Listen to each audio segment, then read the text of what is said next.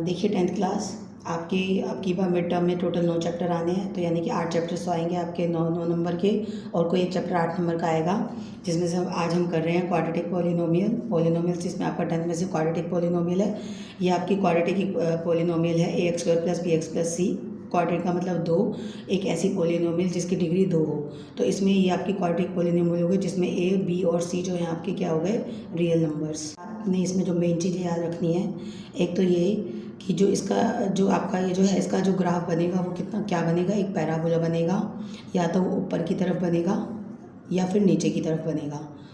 ये पेपर में 1 नंबर का क्वेश्चन पूछ लेता है, the graph of a quadratic polynomial is a parabola, या 4 ऑप्शन दे देगा कुछ भी। तो आपको पता होना चाहिए कि इसका जो ग्राफ बनेगा वो हमेशा क्या बनेगा, एक पैराबोला। ठीक है।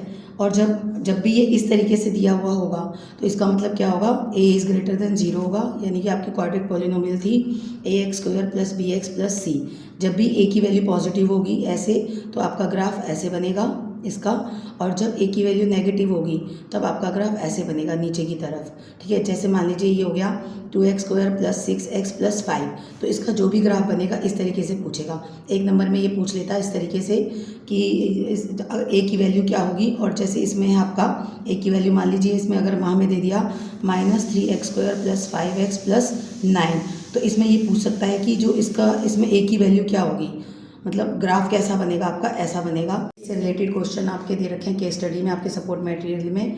ये देखिए, उसने कहा कि Radha decorated the door of the house, वो अपने घर को जो है फूलों की माला से सजाती है, और जो हर एक जो माला है वो कौन सी शेप में है, पैराबोला। देखिए बाद में वो ये कह रहा है कि सपोज द क्वाड्रेटिक पॉलिनोमियल जो है इसकी कर्व की क्या है, ax² + bx + c। तो a की वैल्यू क्या होगी, देखिए greater than 0, less than 0, greater than 0 और लेस देन इक्वल टू 0। तो अब आप ये देखिए यहाँ पर a की वैल्यू पॉजिटिव है, क्योंकि ये पॉजिटिव है तो यानी कि जो हमारा कर्व है वो नीचे की तरफ बना हुआ है। देखिए नीचे की तरफ बना हुआ है, तो a की वैल्यू हमारी क्या होगी यहाँ पर, ग्रेटर देन 0। ठीक है। और अगर ये कर्व हमारा ऊपर की तरफ बना होता, अगर हमारी माला उसने ऊपर की तरफ सजाई होती किसी भी तरीके से, तो हमारी a की वैल्यू क्या होती यहाँ पर, लेस देन 0 होती। तो इस तरीके से क्वेश्चन पूछ लेता है। और देखिए क्वाड्रेटिक पॉलिनोमियल में जो नंबर ऑफ जीरोज़ हैं वो कितने होने चाहिए, मैक्सिमम 2 होंगे, क्योंकि इसकी डिग्री 2 है, और जीरोज़ क्या होते हैं, इसके फैक्टर्स होते हैं। इसके बाद आपकी जो एक्सरसाइज 2.1 है वो मेन किस पर आ रही है, वो आएगी आपकी ग्राफ के ऊपर। मान लीजिए वो आपसे इसमें ये पूछेगा नंबर ऑफ जीरोज़ बताइए इसमें, जैसे आपको ग्राफ दे देगा कटा हुआ ऐसे, इस तरीके से दे दिए पैराबोला। देखिए जितनी बार ये एक्स एक्सिस को काटेगा उतने इसके नंबर ऑफ जीरोज़ होंगे।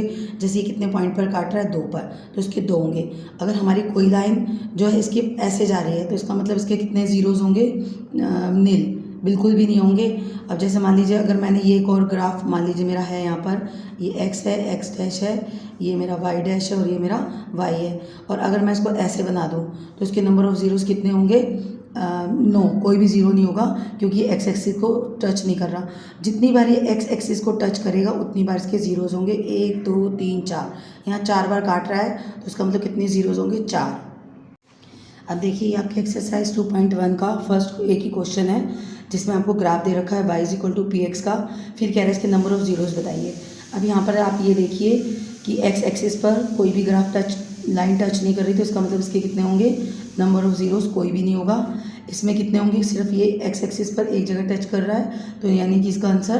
अब आप इसका थर्ड पार्ट देखिए, कितने बार टच कर रहा है, 1 2 3, तो नंबर ऑफ जीरोज़ कितने होंगे, 3 जगह टच कर रहा है, 1 और 1 2, ये इसका फोर्थ है, तो इसके नंबर ऑफ जीरोज़। देखिए अब आप इसका 6th पार्ट देखिए, कितनी जगह टच कर रहा है, 1 2 3, तो इसके नंबर ऑफ जीरोज़ कितने हो जाएंगे, 3।